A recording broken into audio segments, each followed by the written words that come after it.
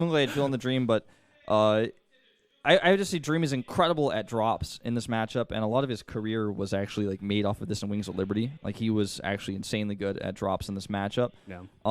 SOS though, lots of mind games.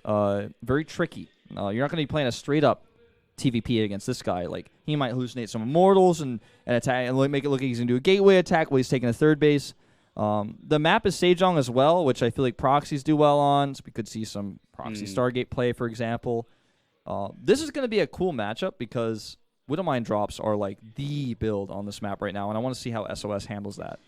You know, I'm sure Dream, after losing to Maru, he's definitely taken a page out of that guy's book. He's like, okay, let me learn a bit from this guy. What does he do? If he was watching that Maru versus Zest game, he's got to be like, okay, Widowmine drops all the way. Doesn't surprise me that he's coming out on this map. SOS, like, pretty often does come out on this map, actually, for the generic Green Wings. So could even be like a snipe. It could be Dream saying, okay, I'm going to play like a TVP up against SOS. That is the guy I want. You know, he's got a smile on his face. Even though he hasn't come out that much in Pro League, because he was clearly focusing on the individual league, he's still 4-1. That's very impressive. 1-0 versus Protoss, and as you said, you looked up his stats. He's had a lot of great success versus Protoss very recently. And I like his chances, but I have to give the edge to his opponent, SOS, here. Just slightly, though. This is a really tough call for me. Yeah, it's incredibly close. I mean, let me tell you, I was on the knife's edge here, basically. It was like 52% to 48, basically. I told you earlier before we were casting, I was like, when I was writing my prediction, I like wrote SOS and like deleted it, and I wrote Dreamed and like deleted it and wrote SOS. So I was like, oh, I just really don't know. 5 and 7. SOS has had a lot of failed experiments this round, that's for sure. Or this year, I should say. Yeah, but at the same time, a lot of them were against Zerg on this map, to be specific. We saw a lot of weird two-base, like, Robo into Twilight, into Stargate, Fleet Beacon, Carrier. Like, he was doing crazy stuff. And recently, as of recently, he did kind of hit that stride where all that experimentation did come into, effect. But I'm just not sure where his PvT is at right now. I really, really want to see this game. That's what I know. So do I. Sejong, one of the best maps in the pool. These two players are getting pumped and ready. Yeah, guys, let's jump into game number 4 here. It's going to be Dream versus SOS.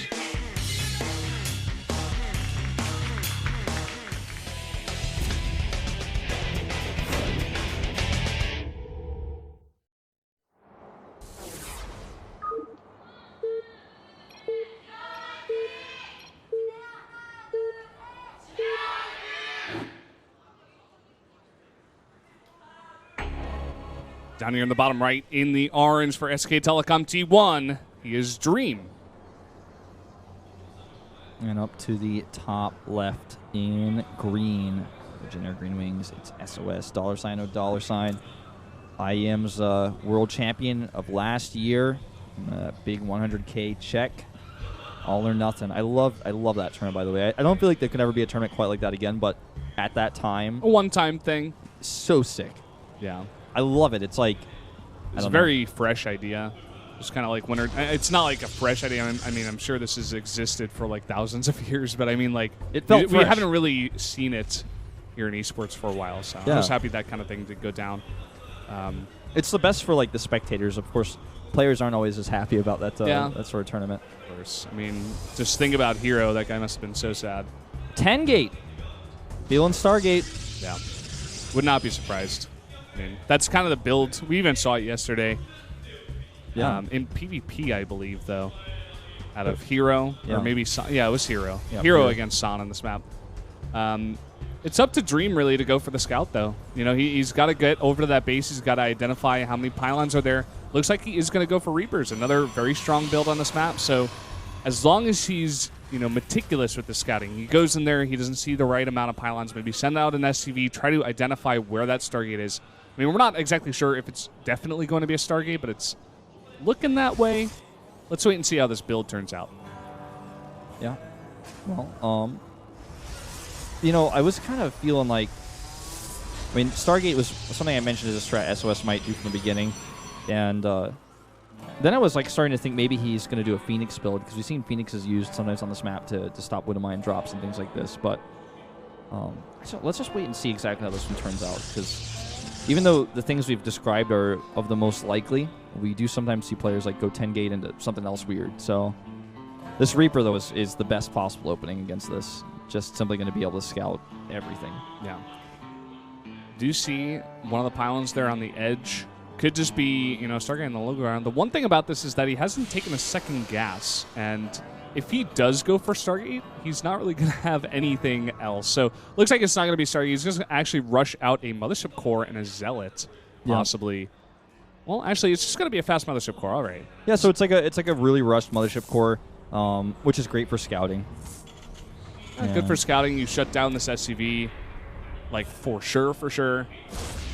Yeah, no worries about Reapers either if you want to keep it at home, but I really don't think he does. I think he's just going to use that Stalker to deter the Reaper. Nexus is going to come up here. And this is a cool build, too. Yeah, just mixing it up. This is what I like to see out of SOS. You know, definitely a guy that doesn't play 100% standard all of the time. Here's that Reaper. Nice timing on that Stalker to pop out right away. Well, this is great because now he's like, okay, he already saw that the Mothership Core was rushed and that it's heading his way. But at the same time, he saw there was no second gas, so he's like, okay, no concerns about early rushes. He is going to have to respond to this, though. His CC timing is definitely going to be negatively affected. And with the rushed reactor after Reaper into this factory, SOS is very well aware that this is the build for the map, and he's going to punish it. He's actually going to be able to just fight these Marines straight up. Can't repair those. Yeah, Mothership Core can go straight up against 2 Marines, and that's actually going to get an incredible amount of damage done. It has enough as well for a recall, so he can just come in here and be ultra annoying. He's even going to delay that supply depot. In fact, he can even come back again once he recharges his shields to kill the next 2 Marines. It's the 3rd and 4th, I guess, that are going to make it so he probably doesn't do that. But yeah. But at the same time, I mean, he's getting damage done. He's delaying the CC, the supply depot. He's getting into that build, but he also gets a full scout of the base. He knows everything that's going down. He's like, okay, I know it's Widow Mines. We're all good on the SOS front. DTs on that low ground you were talking about. I don't know about this. This is very strange to me. Looks like he's going to rely on a Forge for detection. Exactly. And that's, you know, that can work. But can he get his cannons up in time? He's coming actually by ground right now.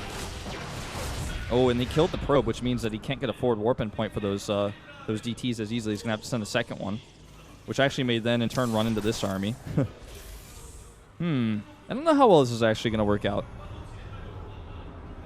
Well, let's see what Dream does here. Let's see how safe he is exactly. Well, he saw the late gas, and I guess expected no Stargate play, so didn't make any turrets. None whatsoever right now. Just more so focused on the attack rather than the defense. Yeah, looks like that first medevac going to pop out here. He's coming back for the Widow Mine. Yeah, he's got a lot of units in place for possible oracles. Yeah, this is a very defensive drop. We saw this yesterday. I forget who the Terran was, but it's just 1 medevac, 1 Widow Mine. It's not committing to much at all, in fact. And you keep the rest of your units at home. So he's just trying to be defensive while maybe getting a little bit of damage. Here's the first DT. Coming in here. Just dropped the mule straight up right now, right here. That's unreal timing. He's going to come in here. Engineering bait just started. Yep, he sees it. These Marines don't have combat shields, mind you, so he can actually just start swiping them. But that's a great scan there. Looks like he has other orbital had one, so that's great. Meanwhile, over here is that 1 Widow Mine drop. Close call, but not quite. Oh, thought there was 1 Marine in there, but 1 kill, definitely not what you want. Yeah, already 4 SCVs gone down now.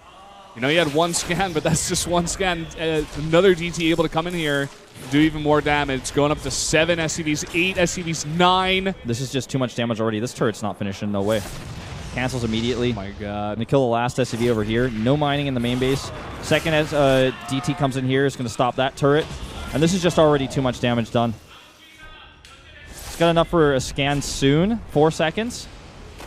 But he may not even be able to kill this, and he can only kill 1 of the 2. He's not gonna be able to get both.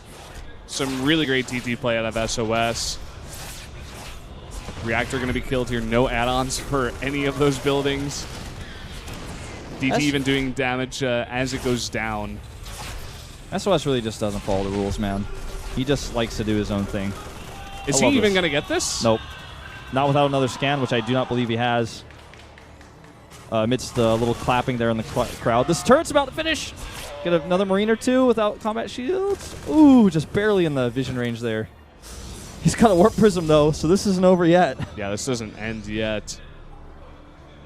This is just an unreal amount of damage. It's 54 workers to 28. That's nearly game ending. Plus, he's got a third base now coming up, but Colossus Tech is finished. Dream, he doesn't have any tools to get back into this game. None. Yeah, he finally has the tools to stop these harassments, but 2 DTs and a Warp Prism might even still get a little bit more done. Maybe he snipes a Tech Lab. I mean, Stim is starting right now at 1050. And he might actually snipe it. 2 DTs as well. He does have units in position, though. Going to try to just go for 2 kills, and he's even going to get out some really nice micro there. Valdez, imagine that with that Legacy Warp Prism. How much he could pick up. At least we play Protoss, man. At least that's good. Although you may be switching to Terran. Yeah, I'm thinking about it for sure. Comes to Legacy. Gotta wait until that new unit comes out, though. I don't think that's going to be coming out at release. That's probably like a month down the pipeline, but... well, this is even more damage. 5 kills on this 1 DT alone. He doesn't have a turret here, actually. Not in the mineral line. He has one at the front, but... Every scan he uses hurts even more because we're talking about a 30 worker deficit right now. He needs those mules to be even, which is just simply not going to happen. Look at the supplies right now. He's actually being doubled by SOS. And Jin Air just brought the A game today. I think SOS is back, man.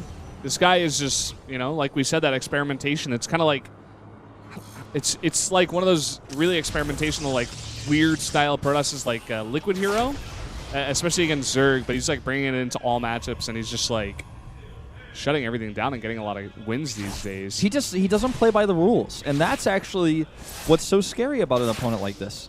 How do you prepare for a player who has so many builds that he's already used and shown, and on top of that, just simply he uses builds you've never seen him use, or you know, very rarely see him use, or any other Protoss use, for example. Ooh, good catch. That pull though, literally right on time. Oh, poor Zelly. The way you prepare for a guy like this is you just play safe. You scout. You don't sacrifice your Reaper for 1 probe going out on the map. You try to scout the base. You make 100% sure that he isn't going DTs. You make a blind turret, and you get an earlier +1. That's how you deal with it. And unfortunately, Dream just kind of dropped the ball on this one. Yeah. He saw the 1 gas, and I think that was it. Like, he saw the 1 gas, he was like, oh, no tech, it's fine. And then it came up, and it was like a kind of a rush to attack with very few units. The Mothership Core did a lot of damage, too. That's the problem with a game with limited information, limited scouting. It's like you can make assumptions that can just lose you the game. And versus Protoss especially, Protoss is the race that yeah, will definitely trick you. And get Protoss, Dream. Get Protoss, man. Just how the race works is going as far back as StarCraft 1. You think it's like a multiple gateway push and it's a Reaper drop? Well, sorry, man, you lost the game.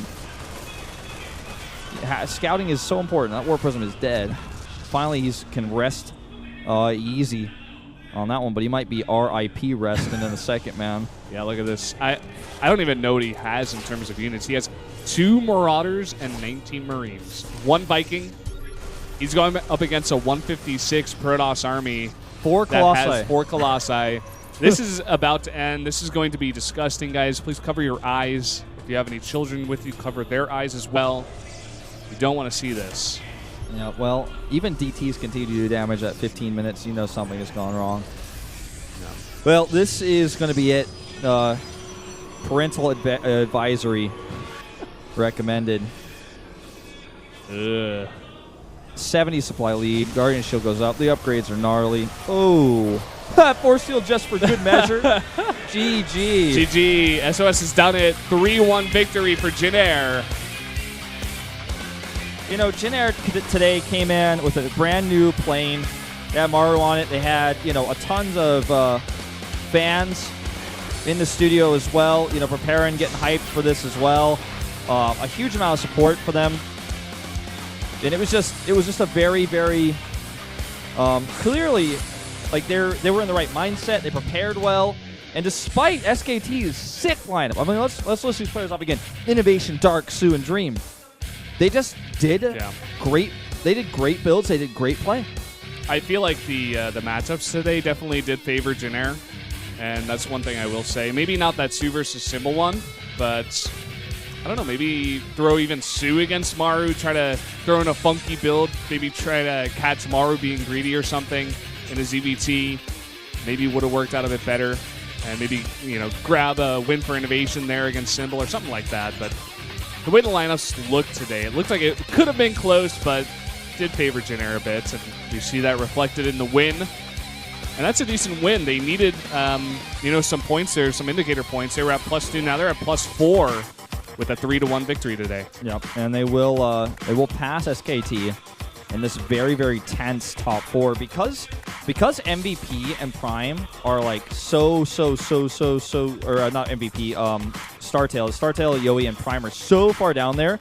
The remaining 6 teams become much more neck and neck, and everything is really close for them. I mean, you even mentioned MVP, but now they're like 3-2. Yeah. So maybe, they win a couple more games. They could be right up there. It's going to be a couple hard days for them, of course. I'm sure they've got some tough opponents ahead of them, but it's definitely possible. Anything is possible here at Pro League. Just like you mentioned, with 2 teams pretty much already out of it, makes things that much closer.